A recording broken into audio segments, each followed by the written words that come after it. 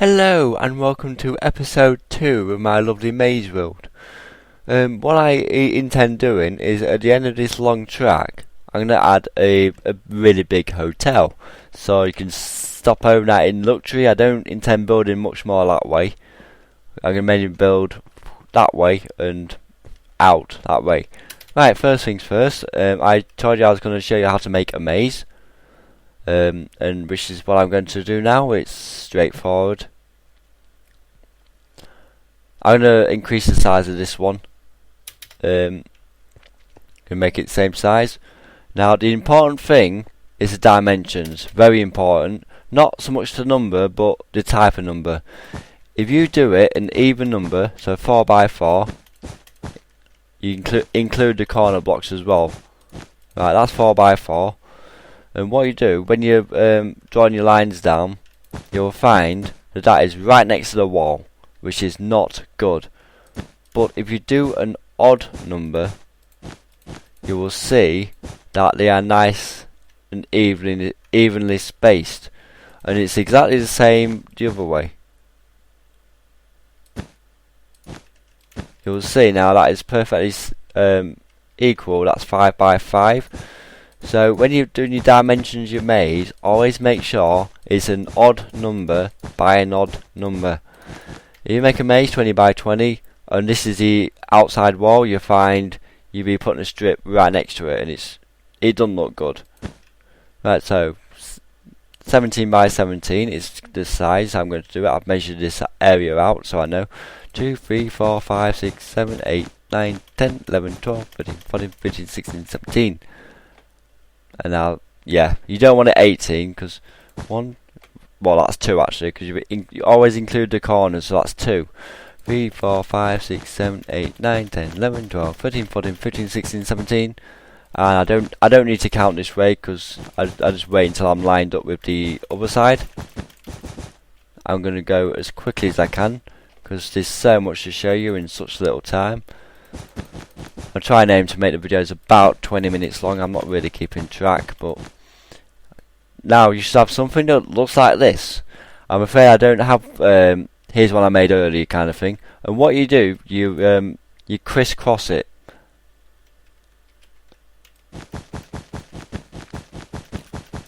Then you do columns. I've also got a few mini games to show you. Plus 2 features. 2 features and 3 mini games. Yeah, 2 new features I built and 3 mini games. So there was quite a lot to get through. Plus another maze as well that I made, which is brilliant. Even I'm gonna have a go on it later. I might actually do an episode where I show you that, just a full episode, a day dedicated to that. And get my mate John round. Right, that's one way. And maybe have a go at one of the mini games with him. Not the maze, maybe some. Actually, it'd be quite funny watching him drown. Ha ha ha. Dude. It should all work out this because it's an odd number dimensions. Oops. I mean, I'm only gonna do it one high. I'm not gonna do the floor yet. I'm gonna make the floor magenta. So this is the same as maze as that one, but different path, and the same colours but other way around. Yeah, you see, odd number, it works out perfectly. If I had done an even number, this wall would have been here. Right, this is going to be the start of my maze, and over here is going to be the finish to my maze. So mark out the start and exit first, so you know roughly where you're going. And now the first thing you must do is to tunnel your way and create the right path. Well, not tunnel, but you know what I mean. Create the right path. Right, it's going to come up here, round here. It's going to come back on itself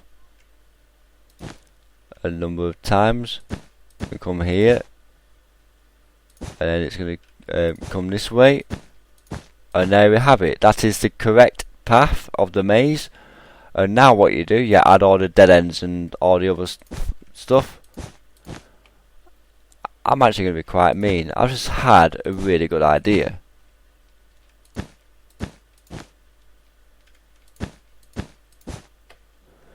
because over here, if you come this way, this bit is going to go really far. It's going to go towards the exit, but when you get there, you're going to find it's all going to be dead end. It's all going to be blocked off by dead ends, because this is not the correct path.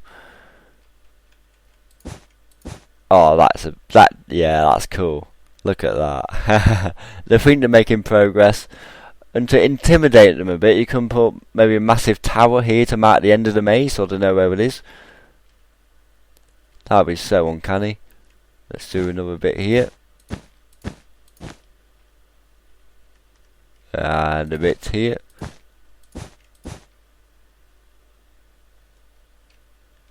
Well, yeah, they're not going to fall for that, so let's get them lost a bit here. There we go. And now you should have something that looks like that, and that's it. That's all you need to do to create a maze. It doesn't matter what size, big or small. With 200 by 200, use the same technique, and you will find yourself with a very complex maze. Right, mini games I do believe now. Well, not quite. The first thing I'm going to show you is my observation tower. Because it's quite nice in there. You go and you walk up ladders. If it rains, it's supposed it's somewhere to shelter. Let's go straight to that level, or you can go to the top level. So there's two different heights you can observe from. You can't really see much because it's night. I can see I added a couple of bombs on Maze Boom as it looks better. Right, let's just bring the sun up and take the rain off. There we go, much nicer. That's the hedge maze over there. I see Hunger Games maze, which isn't actually complete. The maze is complete, but there's no weapons in there at the moment, so that's the only thing that needs doing. Fence. Yeah, the fence is there for a reason. No, health and safety first. Ooh, yeah, you're not supposed to be on this side of the fence, but I'm just doing it just to show you. Ah! And I'm a dead man. But thankfully I'm in creative mode, so I don't think anyone saw that. No. I used the ladders, honestly. Now this ice maze, as you know, I showed you in the last episode. It's 20 by 20, surface area 400 blocks, and you can only come up and breathe in these air pockets. The thing is though, I've made an extreme version of it. You think, what, this little building here? You serious? What's that? 8 by 8 or something? It's smaller, not bigger. Actually, you're quite wrong. It's a lot bigger. This is just a building where you sleep and that. When it's night you sleep, so if you die, you can just respawn here, do the maze again, or you can just simply exit. And right, let me get my blue lapis block. And stand here, press to enter the labyrinth. So you stand on here, you press the button. Matthew used spanner. No, press the button, not destroy it. So, great. I've got to replace the flipping button now. That's just some serious damage to our budget cuts. Right, press that and it drops you in. As you can see, there's an air pocket right at the start. But once you go underneath, that's it. You cannot come up and breathe. So it's the same idea. You've got a nice floor. And all them red stained glass, that is where all the air pockets are. When I have a get now, that blue wall goes right the way outside. It marks the full outside of the maze, so you can see how big it is. It's pretty big. The other one had a surface area of 400, which is 20 by 20. Want to have a guess what the dimensions of this one is? Come on, have a guess. Nope. I'm pretty sure you got it wrong. That is the dimension. It's 90 by 90. So it's a surface area of 8,100, which is a lot. Yeah, it's underground, that's why you can't see it. Well, you can probably guess out where the exit is, because that's where you come up. Maze is like this massive area here. Right. My first mini game is Battleship. I was actually going to make you guess, but too late. I've said it now. Come around here, a nice good Because this grey wall is represents the sky and the blue the sea, as you might have guessed. Name of the game on that side, and this side is supposed to be a couple of streaks of lightning with a boat. It's the same idea as the caterpillar, crazy caterpillar from Stampy. What you do, you place one of these blocks with sand. I'm just going to show you very quickly. And what you do, just repeat this down here. When the sand lands here, it activates that repeater, and you put TNT in the line where the sand is. And then, so when the player gets a hit, you hear the boom. What you do, I think it's taking one down. So when you do this, wrong one, press this one, and it pushes the sand down, which it has. It's activated that, and then poof. It's exactly the same idea as Stampy's crazy worm, wiggly worm, crazy caterpillar. Now the reason why I put obsidian there. Now Stampy put all these by a wall. There's a good reason why I haven't, because when you press this, I press one button. Oh, Matthew, I was too slow. Quick! You see that?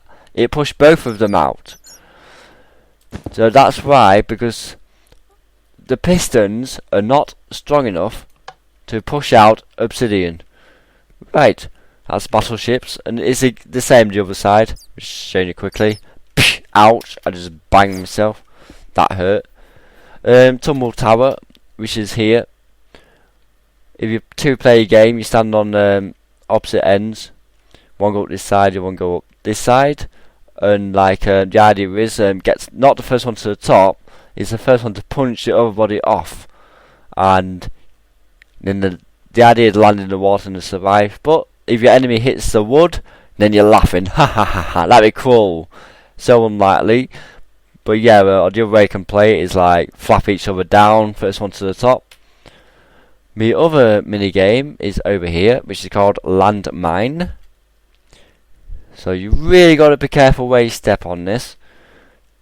The mine is not active. I'll just to let you know. Welcome to Landmine, and it's orange and lime wool. The idea is, you say if I start this end, your opponent starts that end. There's 7 cubicles, and what we do, I'm going to show you what you do. You both run across the opposite sides. You choose a cubicle. You delete this carpet here. You place your TNT on top of that wall, which is in line with that repeater, because the redstone is all set up. And then you cover it up with that carpet. I'm not actually going to do it. It doesn't cause much damage to the redstone. You place the carpet back. You shut the gate, and then you both swap ends again. So I put a bomb in number 4, and like if they stand in any number apart from 4, they're safe. So you press this green button, and those lights come on briefly, telling the other player that they're safe. When they come out, they have to leave the gate open, because you're not allowed in the same cubicle twice, because that will be cheating. You know number 3 is safe, so you probably just stay number 3 all the time. It made the game a bit boring. But instead it stayed in number 4, because I deleted the TNT. You press that, and it goes boom. Yeah, you kind of see the repeaters light up there, and that's it. That's all there is to this one, really. It is a bottomless pit. However, down here, ooh, up, oh, look at that! I just managed to save myself. Flipping heck! I'm such a numpty. I almost died on my own game there. You see that? Yeah, it blows up and then they fall into a bottomless pit. That's the idea. Right, that's Landmine. Of course, the buttons do work this side as well. You press that, all the lights come on. Oh, that was the side I started on. Yeah, you press that, and all them come on briefly. Letting the other player know that it's safe. Hey, I didn't bang my head this time. Right, I've got one last thing to show you. You're probably wondering what these little booths are with the S's on. I don't have time to show you in this episode, but I will show you in the next one. That's the hockey pitch. I'm using the floorball mod for that. That's where you got the goals. One thing I want to show you is this. I just call it the cellar, so I'm not giving anything away. They think, oh, it's just a cellar, maybe it's got beer. Eee. And you go down. It's actually a torture chamber. And you tell your mate to sleep. And this is a luxurious control room. I'm actually going to show you with a villager on what it can do. But first, I need to open the door, which is that one. Let's put the villager inside, and I can show you what I can do to him. Quickly close the door so he doesn't try to escape. I can. Now that's my orange. I can. The idea is to answer questions, and if you get one right, you switch one of these 5 lights on, and so on and so on. If you get for God's sake, I've got unwanted company, diamond sword, 2 hits, 3 hits, sorry, and he's a dead man. Or you could believe, get one, you can just flick the switch. You can even give him a warning shot, because I can set him on fire. Let's quickly put him out. That's the water. So because you can drown him. You can set them on fire. You can drown them. You can squash them. And you can make them disappear. There's a bottomless pit, so the block you stand on is now going to retract. And he's a goddess. So yeah, I love this torture chamber. It's awesome. Let me just open the door again. Right, and I do believe that is it. Yeah, just enough speed to get up the hill. And out. Right, and that is it for this episode. Thank you for watching, and I'll see you in episode 3. Bye bye.